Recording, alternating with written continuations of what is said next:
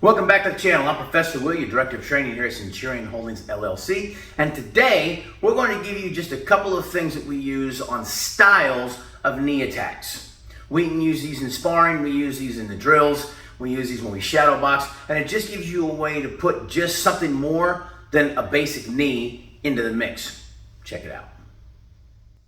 All right, so a couple of things. For today's purposes, we're going to use our cage side bag as our primary target. You can do this shadow boxing, you can do this with sparring with a partner, you can do it on the focus mitts and the tie pads, however you want to do it. But for today's purposes, we're just going to demo on the cage side bag. I'm not going to go heavy into how to throw the knee. We have a video on the channel, you can check it out, I'll link it in the description below, and you can see how the knee series and the knee set works. But as the knee is a close range weapon, today we're going to use this from our simulated clinch. There's a couple of ways you can simulate the clinch on the heavy bag, and you can actually get good grips on the bag so we can push-pull. That gives us used to getting our necktie and squeezing him in the middle here. Or I can just keep my hands on it so that I get the idea of the range I need. We can do all of this from distance as well, knee distance if you will. And obviously I can't knee from way out here, I have to be a little bit closer. And keeping the hands on it helps me understand this range. The first thing we're going to do is talk about the height of the knee. I'm not a huge fan of throwing knees and kicks really high. Do they work? Absolutely. We see it all the time in combat sports. Guys kick each other in the head, they get knocked out. It's fantastic. And the other thing to look at too is we're bipedal creatures. You've got 2 points of contact with the ground, and the moment I lift one off the ground, I put my balance at 50%. So I'm compromising myself at a calculated risk to get a good result. So understand that when you're throwing knees. I like knees to hit to the thigh area, and if you look at where I'm at on the bag, that's just below the C in cage side for me, or at the waist, which is just about where the tick mark inside the G on the top of the cage side G here for my waist. So that's kind of where I tend to push my knees and throw them in. I've got friends of mine that have done this, and they'll go over and actually put tape, electrical tape like glue or something, and put it around in those areas so they know where to target. I teach a lot of private lessons for a lot of different sized people, and that means I would have to change that every time, so I don't do that. I just simply look at it and mark and say, know where your thigh is, know where your hip is, because that's going to be the stomach and your pelvic girdle area, and then knowing where the ribs are, which for me is right around between the E and the S on cage side. And that's about as high as I would want to throw knees.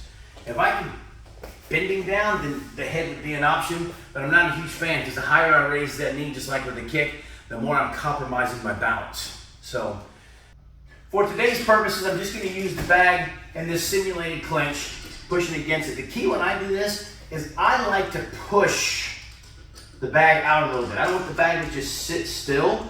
I want a little bit of resistance to the bag here. So I'm not holding it out at 45-degree angles. You got to keep your base and keep your posture. So I just push it off the line a little bit so I'm holding that pressure. And the first thing we'll work is we're just going to start, and we're just going to throw a single knee, and I'm throwing it right into that area. Remember, point your toes. This drives in, not up. There's a place for an up knee, but it's not here and it's not now.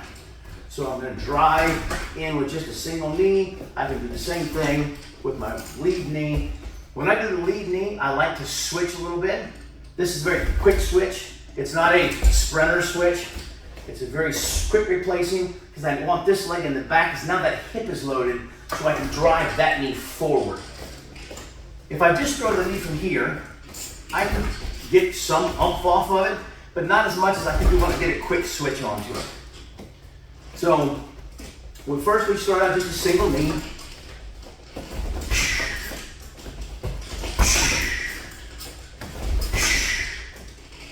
And that's the first one. Simple, easy, single knee. The second one we're going to work on, this is important to what we're going to be doing today, is the double knee. So I'm just going to take this and I'm going to throw it twice. 1, 2. When I throw this, it drives in, and when it hits back, I'm just landing the toes long enough to reset that spring we call a calf and drive it in there. 1, 2. Same on the other side. 1, 2. Remember to breathe.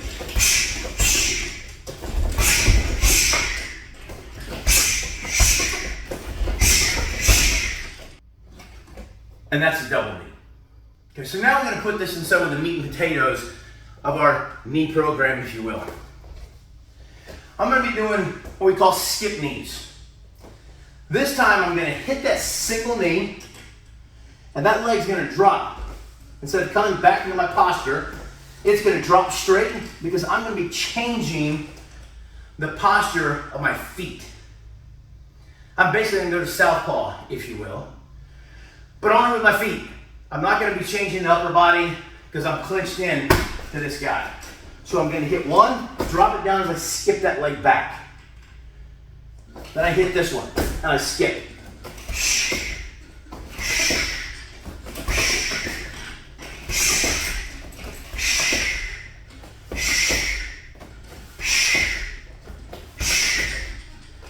And when we do it at speed, it'll look a little more like this.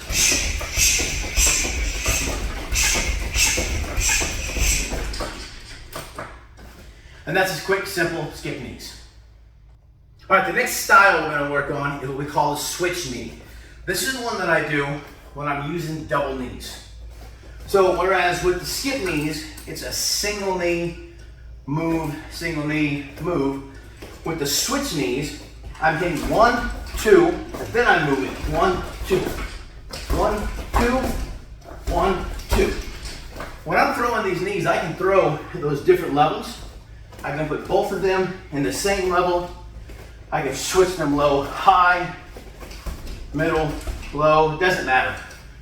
Just throw the double knees, and then I switch my feet. So 1, 2, switch it. 1, 2, switch it. And again, as I'm coming back, that just goes back to reload, hit and drop straight down as I make that switch. And then 1, 2, switch.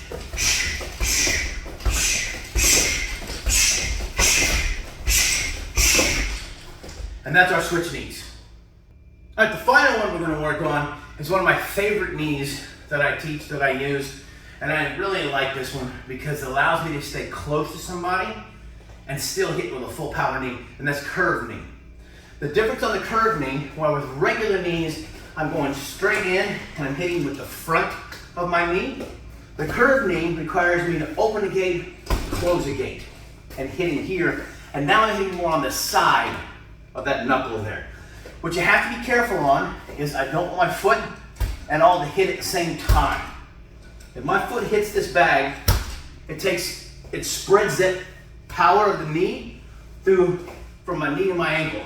And that's not good, because that means that I'm not getting a good solid hit like I need. So you still have to point the toes just like you do a regular knee, and that way I can hit just with the knee. And I'm going to give it a slight hop into it. So I open the gate, and as I close the gate, I hop into it. Same on the other side. I open the gate, and I close the gate. Open it, close it, open it, close it. And you'll see on this that I can use both of those styles of knees. I can use that skip knee. I can use the switch knee.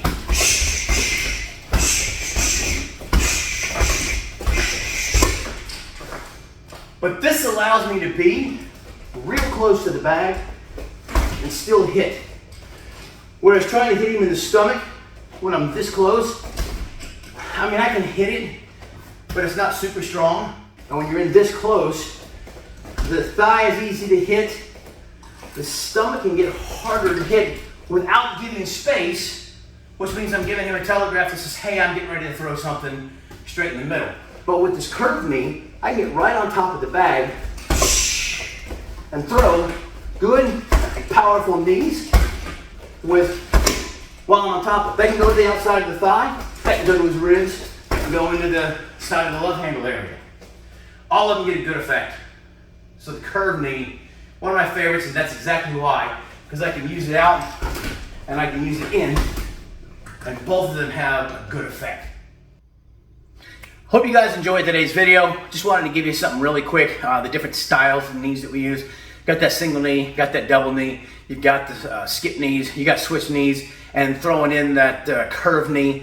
Again, one of my favorites, just simply because of how versatile it is. And you can use these, as I said in the beginning, on the heavy bag. You can use them on the training dummy on old Fred back here.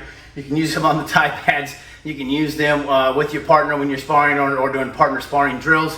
And you need to learn those because that's going to give you that in-close attacks that I don't have to let him go. To throw in elbows, I've got to let go of him to hit him. Here I can keep control no matter what clinch I have, and I can throw these knees.